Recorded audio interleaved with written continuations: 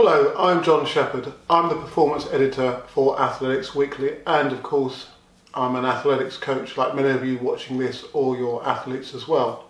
And we're all in the same dilemma. How are we going to maintain our fitness, and how are we going to train through these unprecedented times? Well, we can go to the park once a day, take some exercise, and of course there we can run, we can do sprint drills, running drills, plyometrics, and if you've got a garden, you can go out into that space, do a circuit, again do plyometrics potentially. And if you're stuck indoors, don't despair either, because there's a lot of exercises and workouts that you can do to maintain your fitness.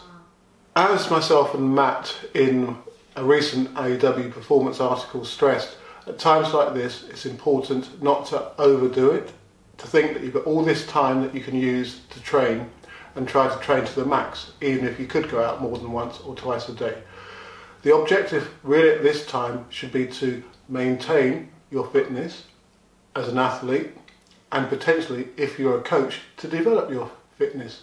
Coaches probably have more of an opportunity because most of the time we watch our athletes and don't have so much time to invest in our own fitness. So as a coach now, potentially you've got more opportunities to get fit.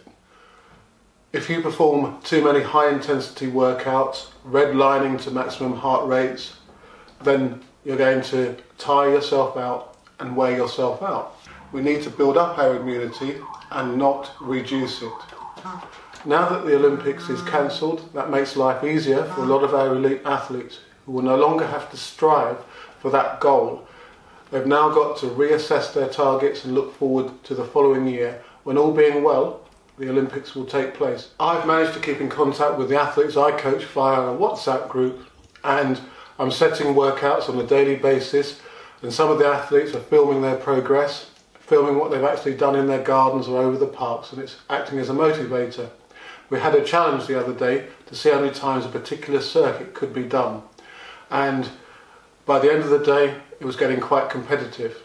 I kicked it off in the morning by doing the circuit 3 times, and by the end of the evening one of the younger athletes had managed to do it 8 times. So there's lots of innovative ways which coaches can use to still coach and communicate with their athletes.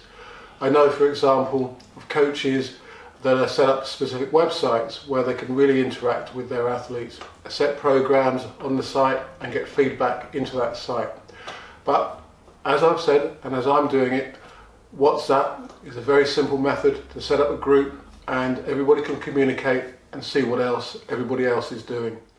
Over the next couple of weeks, I hope to share with you some of the workouts that I set for the athletes in my group.